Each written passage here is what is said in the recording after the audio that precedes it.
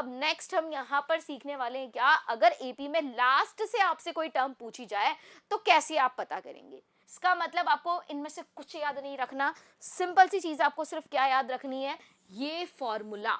So and से 20th term जो होगी वो कितनी होगी, 158 होगी। Hello students, welcome to our Aizer Talent. So students, we are learning our chapter arithmetic progression. तो बच्चों, ये जो हमारा चैप्टर है इससे रिलेटेड हम 2 लेक्चर्स ऑलरेडी पढ़ चुके हैं।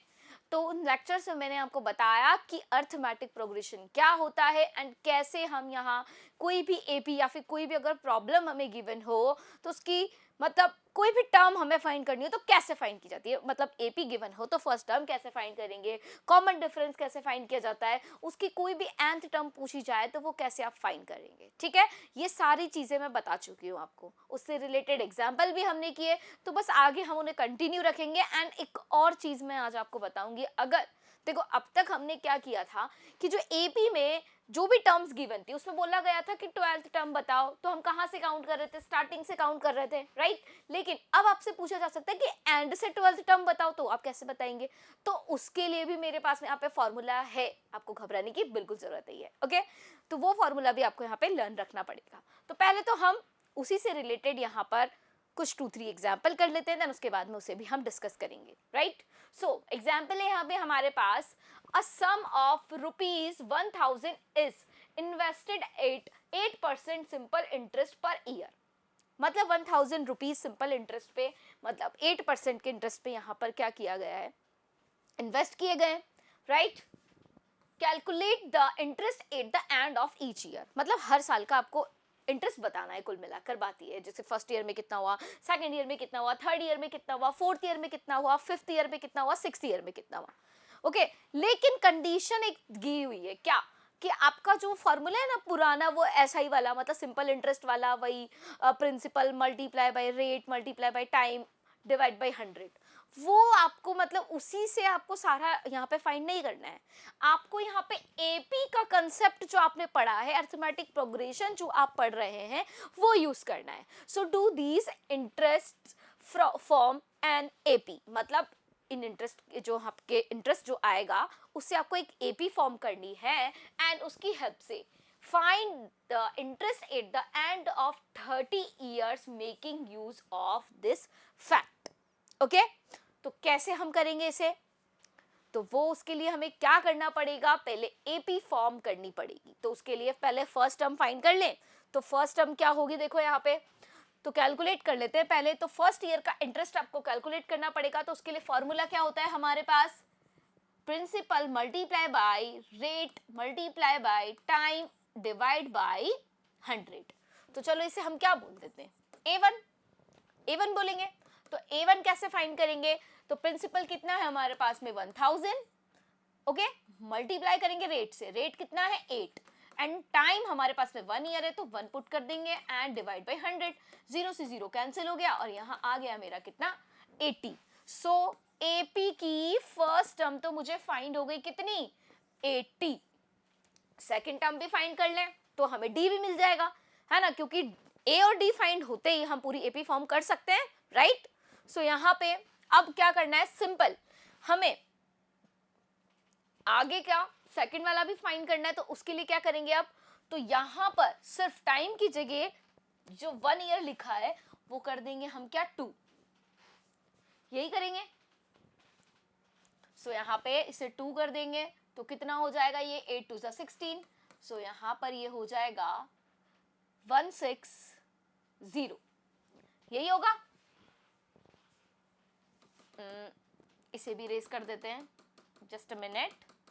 हाँ, अब देखो ये 2 हो गया तो ये 160। अब ठीक है, तो यहाँ पर सिर्फ टाइम को मैंने 2 कर दिया क्योंकि 2 इयर्स हो गए, 3 इयर्स का करेंगे तो 3 यहाँ पर आ जाएगा और इस तरह से कैलकुलेट करते जाएंगे तो सारी टर्म्स भी मिलती जाएगी। लेकिन ऐसा हम 30 तक नहीं कर सकते, राइट। तो यहाँ पे एपी हम फॉर्म कर रहे हैं। तो फर्स्ट यहाँ हमारे पास में क्या आया था, ए1 आया था 80 और ए2 हमारे पास आया 160 और ए3 क्या आएगा हमारे पास में, देखो ए की वैल्यू मिल गई कितनी 80, है ना, और डी की वैल्यू कितनी होगी a2 माइनस a1, तो 160 माइनस 80 तो कितना आया 80, राइट। डी की वैल्यू कितनी आई 80 आई। सो यहां से 80 प्लस करेंगे कितना आएगा 240, फिर 80 प्लस करेंगे कितना आएगा 320।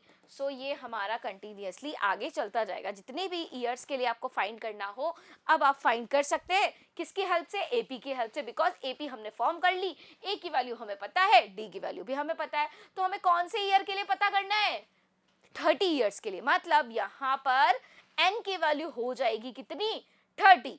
अब बस फॉर्मूला लगाना है। So a n is equal to a plus n minus 1 into d. तो a n is equal to, मतलब n की वैल्यू तो हमने यहाँ पे कितनी लिखी है 30 लिखी है, सो 830 लिखेंगे, राइट।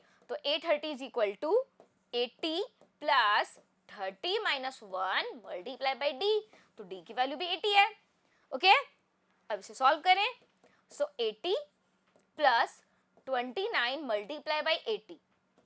सो 80 प्लस, अब ये जो 29 है इसको आप 80 से मल्टीप्लाई करेंगे। सो 8 9 द 72 एंड 7 8 2 द 16, 16 और 7 23 एंड 0 एज इट इज, यही आएगा करेक्ट। चलो आगे इसको ऐड कर लेते हैं। तो कितना होगा 80 प्लस 2320 कितना हो जाएगा ये हमारा 0 एज इट इज, 2 और 8 0 4 2 2400 यहाँ पर हमारे पास में 30 इयर्स का क्या आ गया है इंटरेस्ट आ गया है। तो ये हमें यहाँ पे 13th टर्म जो है वो मिल गई, मतलब 30 वाली टर्म हमें यहाँ पे मिल गई। तो एपी की हेल्प से आप इस तरह के क्वेश्चंस भी सॉल्व कर सकते हैं इजीली, राइट। चलिए नेक्स्ट एग्जांपल देखते हैं। सो नेक्स्ट है यहाँ पर check whether 301 is the term of the list of numbers 5 11 17 23। ये जो हमारे पास में यहाँ पर नंबर्स लिखे हुए हैं, क्या इन नंबर्स में कहीं हमारे पास 301 आएगा, आपको चेक करना है। So this is the AP. Why? Because देखो क्या लिखा हुआ है 5 11 70 23। यहाँ पे 11 माइनस 5 किया कितना आएगा 6, 17 माइनस 11 किया 6, 23 माइनस 17 किया 6। तो इसका मतलब ये क्या है हमारे पास में एपी है, राइट। तो इस एपी की जो फर्स्ट टर्म है वो मेरे पास कितनी है 5 है। डी कितना होगा a2 माइनस a1 करो, तो a2 की वैल्यू है 11, a1 की वैल्यू है यहाँ पे 5, तो कितना आ गया डी हमारे पास 6। ए और डी मिल गया। हमसे पूछा क्या है, क्या 301 इस एपी में कहीं आएगा, और आएगा तो कौन सी टर्म पे आएगा ये भी हम पता करें, ठीक है। सो फॉर्मूला क्या लगाएंगे, वही वाला a n is equal to a plus n minus 1 into d. लेकिन यहाँ हमारे पास ए एन क्या है, ए एन की वैल्यू हमारे पास यहाँ पर है 301। सो यहाँ ए एन की जगह हम लिखेंगे 301 एंड एन की वैल्यू को फाइंड करेंगे। सो ए की value 5 plus n minus 1 as it is, d की वैल्यू है 6। अब इसे सॉल्व करते हैं। सो 301 प्लस का 5 इधर जाएगा, माइनस का हो जाएगा, और ये n minus 1 multiply by 6 as it is. So इसे सब्ट्रैक्ट करेंगे 295 आएगा, राइट। 295 यहाँ पर आ गया, एक सेकेंड सॉरी 296, सॉरी कितना आएगा 296, ओके। अब n माइनस 1 और 6 हमारा मल्टीप्लाई हो रहा था, तो इधर जाएगा तो डिवीजन में आ जाएगा। अब इसे डिवाइड कर लेते हैं। सो कितने टाइम्स डिवाइड होगा, ये चेक करो डिवाइड हो भी रहा है या नहीं हो रहा है। सो देखो यहाँ पे अगर हम डिवाइड करते हैं तो कितने टाइम, पहले ये 6 4 जा 24, ठीक है। तो 24 बचा कितना 56, तो यहाँ पर 56 आ रहा है ना। अब देखो कितने 9 टाइम्स डिवाइड होगा, 9 टाइम्स डिवाइड होगा, देन उसके बाद में मेरा कितना बच गया 2 बच गया। सो 2/6 तो कितना आया ये 49 एंड 2/6 ये आया है। तो इसका मतलब ये कंप्लीट यहाँ पर डिवीजन नहीं हो रहा है। तो जब कंप्लीट डिवीजन नहीं हो रहा, फ्रैक्शन में हमारा आंसर आ रहा है, तो हम कह सकते हैं यहाँ पर क्या कि ये जो हमारे पास में 301 है वो इस एपी की कोई टर्म नहीं है, बिकॉज हमें क्या मिल रही है, फ्रैक्शन मिल रही है, राइट। तो यहाँ पर 301 जो है वो इस एपी का नहीं होगा, ठीक है। तो इस तरह से आपको क्वेश्चन पूछा जा सकता है, तो इजीली आप कर सकते हैं। अब नेक्स्ट हम यहाँ पर सीखने वाले हैं क्या, अगर एपी में लास्ट से आपसे कोई टर्म पूछी जाए तो कैसे आप पता करेंगे। ओके, तो देखो ये कैसे पूछा जाएगा मैं आपको बताती हूँ। जैसे इसको समझने के लिए मैंने यहाँ कोई एपी लिख दी है, 2 4 6 8 10 12 14 16 18 एंड 20, है ना। कितने नंबर से 1 2 3 4 5 6 7 8 9 10, तो यहाँ टोटल नंबर्स मेरे पास में कितने हैं 10, मतलब टोटल यहाँ टर्म्स कितनी हो गई 10 हो गई। अब इस एबी में मैंने आपसे पूछा कि इस आगे से, मतलब नॉर्मली ऐसे नहीं बोला जाएगा, सिंपल बोला जाएगा कि फिफ्थ टर्म बताओ, तो फिफ्थ टर्म कौन सी होगी 1 2 3 4 5 10, ये हमारी फिफ्थ टर्म होगी A5, राइट। तो ये A1 A2 A3 A4, this is A6 A7 A8 A9 and A10, यही होगा। अब जब इस तरह से क्वेश्चन पूछा तो आपने बता दिया। अब मैं पूछूं कि एंड से सिक्स्थ टर्म कौन सी होगी, तो एंड से कैसे काउंट करेंगे, फिर यहां से उल्टा चलेंगे 1 2 3 4 5 6, तो ये हमारी यहां पर एंड से सिक्स्थ टर्म होगी। तो देखो एंड से जो मेरी सिक्स्थ टर्म है वो स्टार्टिंग से कौन सी टर्म है, फिफ्थ टर्म।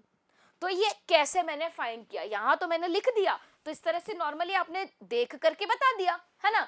लेकिन अगर ये एपी में मेरे पास में 10 से ज्यादा टर्म्स हुई, 20 हुई, 30 हुई, है ना, या और भी ज्यादा टर्म 100th टर्म हो गई, तो मैं कैसे यहाँ पे से फाइंड करूंगी। इस तरह से लिखकर अगर हम बने करेंगे तो बहुत टाइम लग जाएगा। तो इसलिए इसके लिए आपको फॉर्मूला यहाँ पे लर्न रखना है। तो क्या फॉर्मूला होगा, देखो, if A be the first term and D be the common difference of an AP, A first term है और डी हमारा कॉमन डिफरेंस है एज यूजुअल, है ना, हैविंग m टर्म्स, और टोटल टर्म्स कितनी है उस एपी में m, तो यहाँ m की वैल्यू कितनी हो गई 10 हो गई अगर हम फॉर्मूला यूज करें तो, राइट।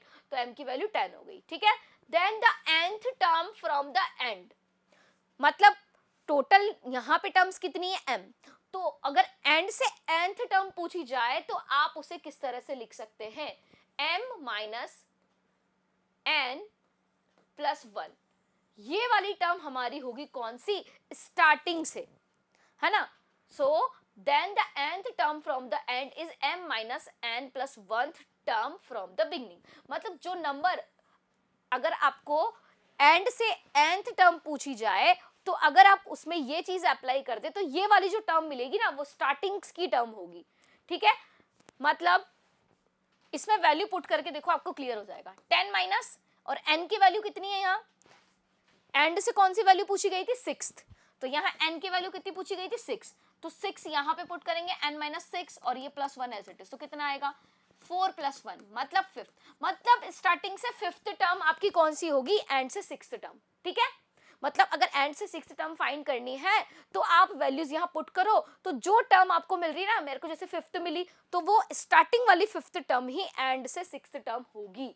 तो सिंपली ये चीज यहाँ पर आपको क्लियर हो गई होगी। तो अब हमने जो फॉर्मूला था हमारा an वाला, उसके अंदर n की जगह हमने ये पूरी टर्म पुट कर दी है। सो यहाँ क्या हो जाएगा, nth term from the and, उसको हम लिख सकते हैं इस तरह से, कैसे, am minus n plus 1 is equal to a plus पूरी n की जगह ये टर्म लिख दी m minus n plus 1 minus, देखो ये n माइनस n-1 लिखते थे यहाँ, उसकी जगह m माइनस एन प्लस 1 लिख दिया। सॉल्व करके क्या आया मेरे पास में, a plus m minus n multiply by d. इसका मतलब आपको इनमें से कुछ याद नहीं रखना, सिंपल सी चीज आपको सिर्फ क्या याद रखनी है, ये फॉर्मूला, ठीक है।